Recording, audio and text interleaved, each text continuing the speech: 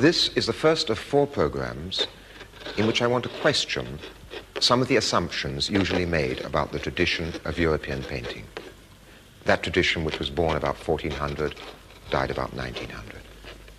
Tonight, it isn't so much the paintings themselves which I want to consider as the way we now see them, now in the second half of the 20th century, because we see these paintings as nobody saw them before.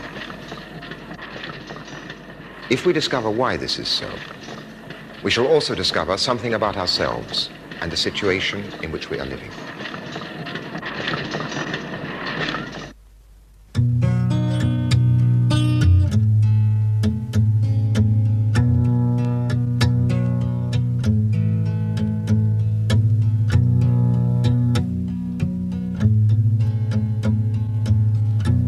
The process of seeing paintings or seeing anything else is less spontaneous and natural than we tend to believe. A large part of seeing depends upon habit and convention. All the paintings of the tradition used the convention of perspective, which is unique to European art. Now, perspective centers everything on the eye of the beholder. It is like a beam from a lighthouse, only instead of light traveling outwards, appearances travel in. And our tradition of art called those appearances reality. Perspective makes the eye the center of the visible world. But the human eye can only be in one place at a time. It takes its visible world with it as it walks. With the invention of the camera, everything changed. We could see things which were not there in front of us. Appearances could travel across the world. It was no longer so easy to think of appearances always traveling regularly to a single center. I am an eye, a mechanical eye. I, the machine, show you a world the way only I can see it. I free myself for today and forever from human immobility. I'm in constant movement. I approach and pull away from objects. I creep under them. I move alongside a running horse's mouth. I fall and rise with the falling and rising bodies. This is I, the machine, maneuvering in the chaotic movements, recording one movement after another in the most complex combinations. Freed from the boundaries of time and space, I coordinate any and all points of the universe wherever I want them to be. My way leads towards the creation of a fresh perception of the world. Thus I explain, in a new way, the world unknown to you. Those words are from a manifesto written in 1923 by Dziga Vertov, the Russian film director. And the images are from a film he made in 1928 called The Man with a Movie Camera. The invention of the camera has changed not only what we see, but how we see it. And in a crucial but quite simple way, it has even changed paintings painted long before it was invented. The painting on the wall, like a human eye, can only be in one place at one time. The camera reproduces it, making it available in any size, anywhere, for any purpose. Botticelli's Venus and Mars used to be a unique image, which it was only possible to see in the room where it was actually hanging. Now its image, or a detail of it, or the image of any other painting which is reproduced, can be seen in 1 million different places at the same time. As you look at them now, on your screen, your wallpaper is round them. Your window is opposite them. Your carpet is below them. At this same moment, they are on many other screens, surrounded by different objects, different colors, different sounds.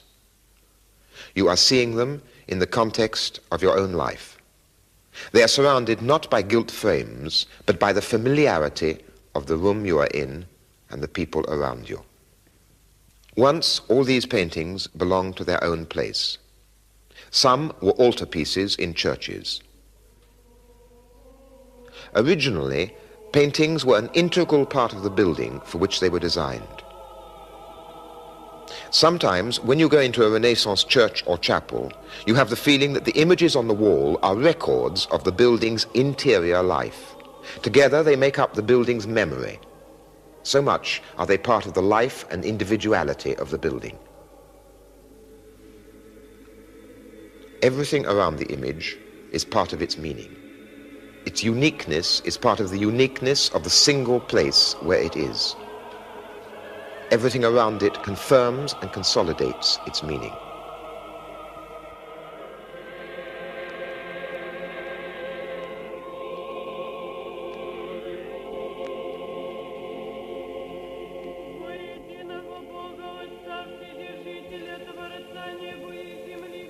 The extreme example is the icon.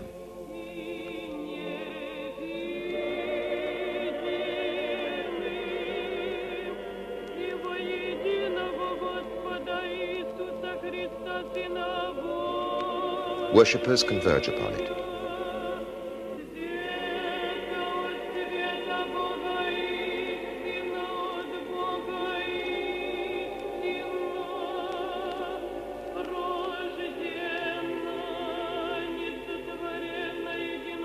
Behind its image is God.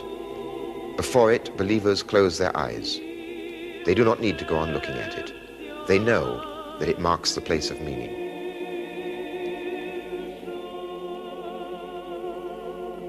Now, it belongs to no place. And you can see such an icon in your home. The images come to you. You do not go to them. The days of pilgrimage are over. It is the image of the painting which travels now, just as the image of me standing here in this studio travels to you and appears on your screen. The meaning of a painting no longer resides in its unique painted surface, which it is only possible to see in one place at one time. Its meaning, or a large part of it, has become transmittable. It comes to you, this meaning, like the news of an event. It has become information of a sort.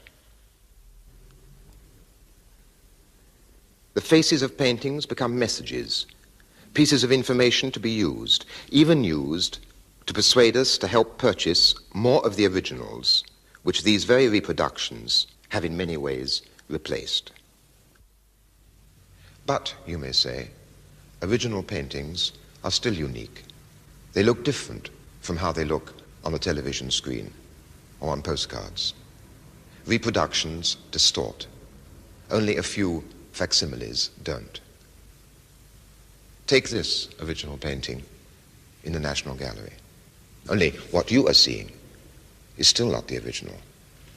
I'm in front of it. I can see it. This painting by Leonardo is unlike any other in the world. The National Gallery has the real one. It isn't a fake, it's authentic. If I go to the National Gallery and look at this painting, somehow I should be able to feel this authenticity. The Virgin of the Rocks by Leonardo da Vinci. It is beautiful for that alone. Nearly everything that we learn or read about art encourages an attitude, an expectation, rather like that. The National Gallery catalogue is for art experts. The entry on this painting is about 14 pages long, densely written. They are about who commissioned the painting, legal squabbles, who owned it, its likely date, the pedigree of its owners. Behind this information lie years of research. What for? To prove beyond any shadow of doubt that it is a genuine Leonardo, and to prove that an almost identical painting in the Louvre is in fact a replica. French art historians try to prove the opposite. For this drawing by Leonardo, the Americans wanted to pay £2.5 million. Now, it hangs in a room by itself like a chapel, behind bulletproof perspex. The lights are kept low so as to prevent the drawing from fading. But why is it so important to preserve and display this drawing? It's acquired a kind of new impressiveness, but not because of what it shows, not because of the meaning of its image. It's become mysterious again because of its market value. And this market value depends upon it being genuine. And now it is here like a relic in a holy shrine. I don't want to suggest that there is nothing left to experience before original works of art, except a certain sense of awe because they have survived, because they're genuine, because they are absurdly valuable. A lot more is possible. But only if art is stripped of the false mystery and the false religiosity which surrounds it. This religiosity, usually linked with cash value, but always invoked in the name of culture and civilization, is in fact a substitute for what paintings lost when the camera made them reproducible.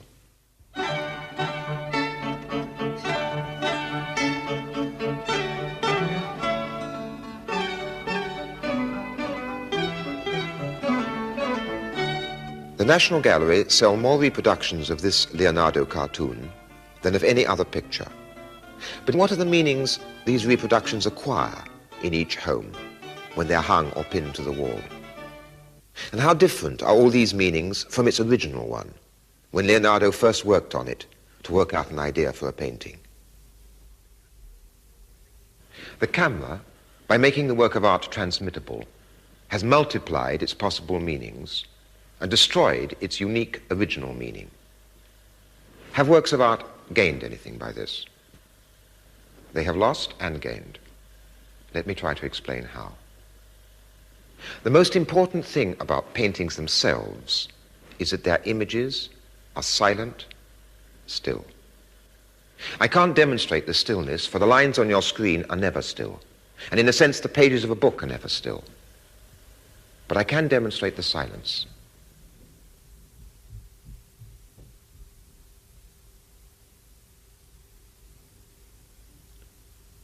Occasionally, this uninterrupted silence and the stillness of a painting can be very striking.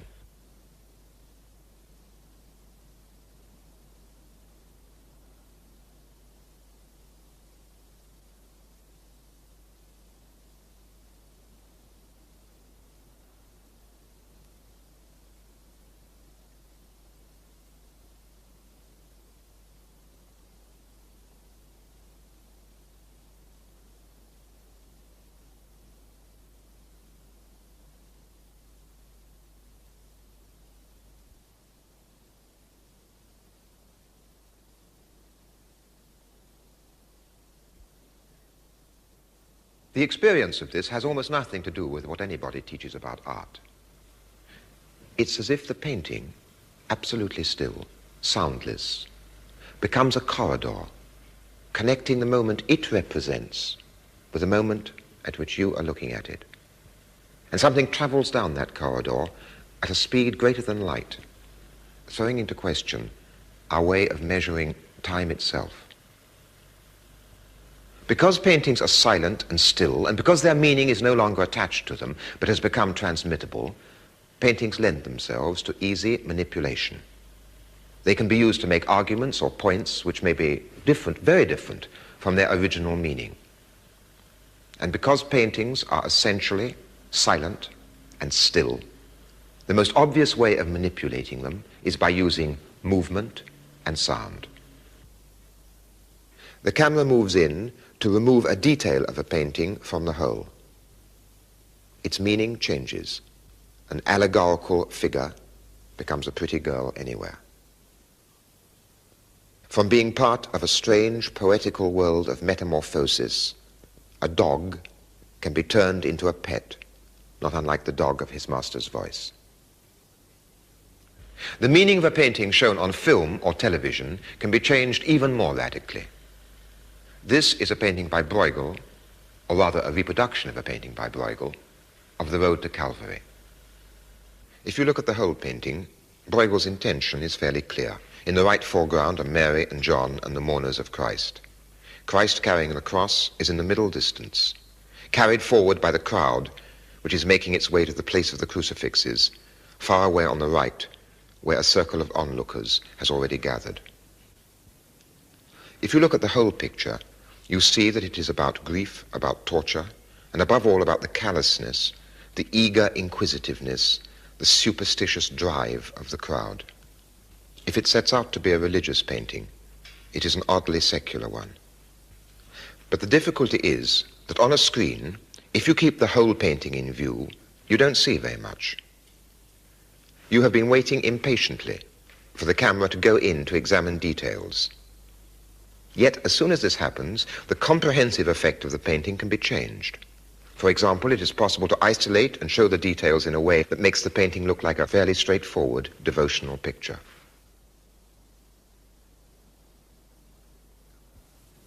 With a different camera movement again, it can be shown as an example of landscape painting. Or details can present it to you in terms of the history of costume or social customs. Most easily, it can be presented as a story. The two thieves being carted to the place of crucifixion, Christ carrying the cross. In a film sequence, the details have to be selected and rearranged into a narrative which depends on unfolding time. Yet, in the painting as a whole, all these elements are there simultaneously. In paintings, there is no unfolding time. As well as by the movements of the camera, paintings are modified and changed by the sounds you hear when looking at them. Here is a landscape, a cornfield with birds flying out of it. Look at it for a moment in silence. Now, supposing I say whilst you look at it, this is the last picture Van Gogh painted before he killed himself.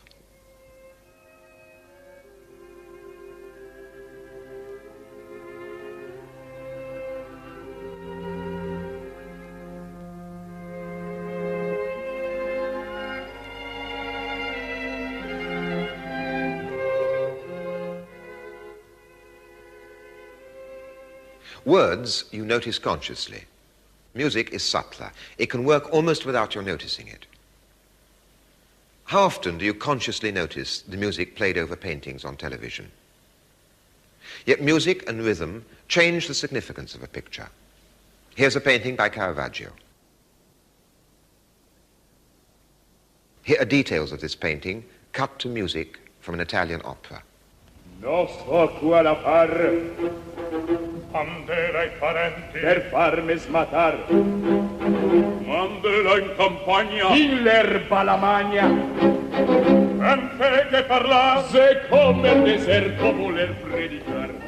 Sarei gli abiti del soce, sarei il soce, sarei asciutto, mortificare, ho provato, niente se fa, niente se fa. Now cut to a religious chorale.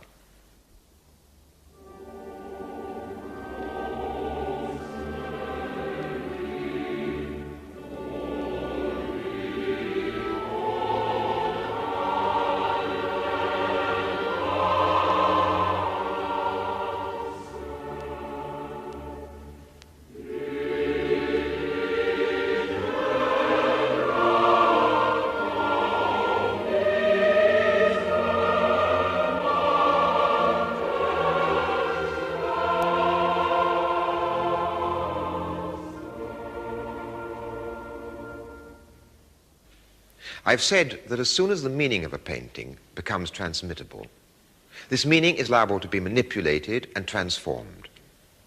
It's no longer a constant. It's changed by the camera which moves, by words put around it, by music played over it. Now lastly, paintings can be changed in another way. When paintings are reproduced, they become a form of information which is being continually transmitted, and so there they have to hold their own against all the other information which is jostling around them to appear on the same page or the same screen.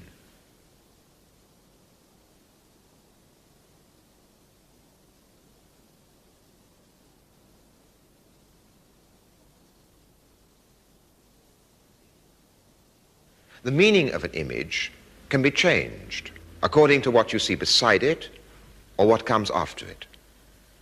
Let's try a last experiment. We put the image of this well-known painting by Goya on your screen. You look at it in the context of what I'm saying, in the context of my image in relation to it. But supposing you had just turned onto this channel from one of the other two, then you might see something like this. Some years ago, up in the mountains that were wide bugle he was playing. There's gonna be a showdown with somebody he loves.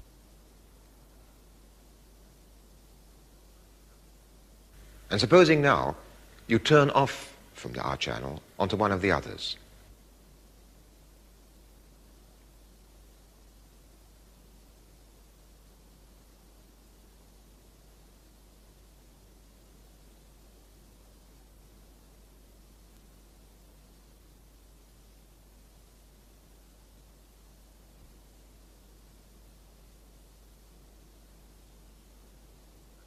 Each time, the impact of the Goya is modified.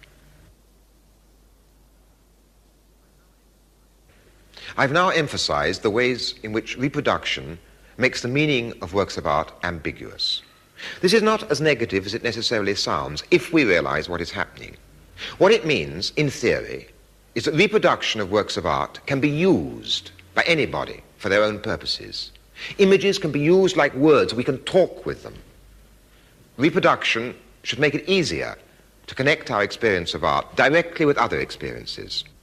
You can sometimes see how naturally this begins to happen when, for instance, children or adults pin up reproductions alongside snapshots or their own drawings or pages from magazines.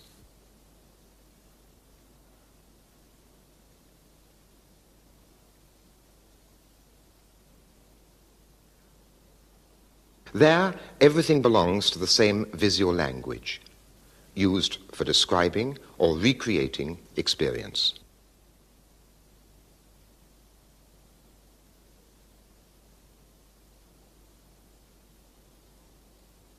What so often inhibits such a spontaneous process is the false mystification which surrounds art.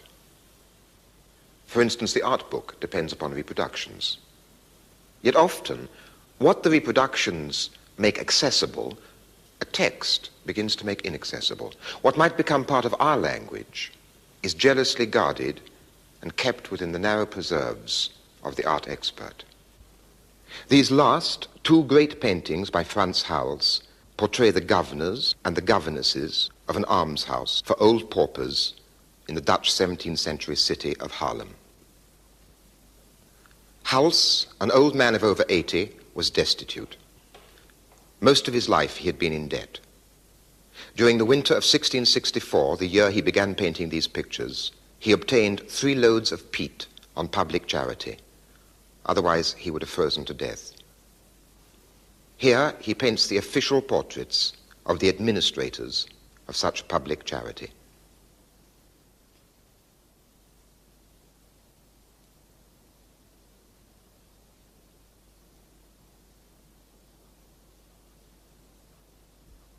Reproductions in color or in black and white, showing the whole or showing details, make these two paintings easily accessible. Yet this is how these images are introduced. Each woman stands out with equal clarity against the enormous dark surface, yet they are linked by a firm rhythmical arrangement and the subdued diagonal pattern formed by their heads and hands. Subtle modulations of the deep, glowing blacks contribute to the harmonious fusion of the whole and form an unforgettable contrast with the powerful whites and vivid flesh tones, where the detached strokes reach a peak of breadth and strength. In the portrait of the men, Hals's old tendency of creating an impression of casual informality and the instantaneousness recurs. But the pictorial unity appears less successful than in earlier works. The intense light areas of the flesh tones, the great expanses of white linen, and the daringly broad red touch on the knee of the man on the right tend to jump and are not fully integrated into a coherent design. That is a quotation from the most comprehensive book on Hals in English. It was published last year. It's as though the author wants to mask the images, as though he fears their directness and accessibility. As in so many other pictures by Hals, the penetrating characterizations almost seduce us into believing that we know the personality traits and even the habits of the men and women portrayed. And in the case of some critics, the seduction has been a total success. He speaks of seduction disparagingly. Yet what is this seduction? It's nothing less than the painting working on us. If the characterization is, as he says, penetrating, it penetrates to reveal something. It's as though he doesn't want us to make sense of it in our terms. And when he sums up, he resorts to meaningless generalizations. We attempt to control the powerful impact his paintings make upon us by considering the tradition in which he worked and the range of possibilities open to him. The effort only increases our admiration for Halsey's unwavering commitment to his personal vision, which enriches our consciousness of our fellow men and heightens our awe for the ever-increasing power of the mighty impulses that enabled him to give us a close view of life's vital forces. This is mystification. Children, until they are educated out of it and are forced to accept the mystifications, look at images and interpret them very directly. They connect any image, whether from a comic or from the National Gallery, directly with their own experience. I showed a reproduction of the Caravaggio to a group of school children. I think it could have been they stole the food. And one of them saying, I'm not going to eat it, it's stolen food. And he's going, why not? Something like that. You think he wants to get up? Yeah. He looks as if he's a bit Just about to pass the table. He's being all romantic and she wants to go away and do something. I think that might be Jesus. What makes you think it might be Jesus? Well, he's in the center of the table and he looks like he might be a leader of some kind. Looks like a sheet to me. And they've got the food on the table there. Yes, but they haven't got bread or wine. Yes. What do the rest of you think about him saying that it might be Jesus? I don't think it's Jesus. He's got his own opinion. Could be. Some of you think it's a man, and some of you think it's a woman. I think it's a woman. I think it's a woman. Because it's got I think it's too fat to be a man. It looks as though they're all going to jump out and kiss her, because she just says that. And he's got his arm out to cuddle her, and he's jumping up to run round. I think it's a man. I think it's a woman. I think it's a woman. There's no bristles even. Yes, but he hasn't got any bristles. He got a moustache. Yes, but he hasn't got any bristles. But no, not quite all, but most of the boys thought that he was a man, and most of the girls, you thought she was a woman. I'm not sure. And you said he was perhaps both. Because they were really looking and really relating what they saw to their own experience, they recognized something that most adults wouldn't. Without knowing the artist's name, let alone anything about Caravaggio's life, or the fact that he was a homosexual, they immediately saw how sexually ambivalent the principal figure was. I can't pretend to the clairvoyance of children, but in the next 3 programs, I'm going to try to relate the experience of art directly to other experiences, and to use the means of reproduction as though they offered a language, as though pictures were like words rather than holy relics.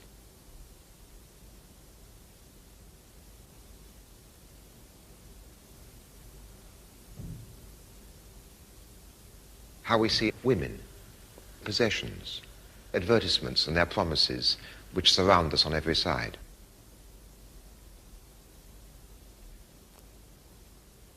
But remember that I am controlling and using for my own purposes the means of reproduction needed for these programs. The images may be like words, but there is no dialogue yet. You cannot reply to me. For that to become possible in the modern media of communication, access to television must be extended beyond its present narrow limits. Meanwhile, with this program, as with all programs, you receive images and meanings which are arranged.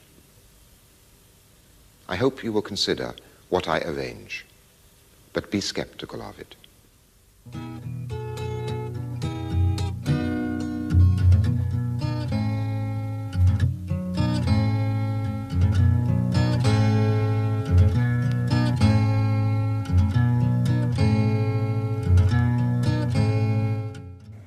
And Ways of Seeing is right back here tomorrow night at 7:30. Next tonight, we have a whole stack of monitors for you, beginning with a chat with one of the most iconic film directors and actors of all time.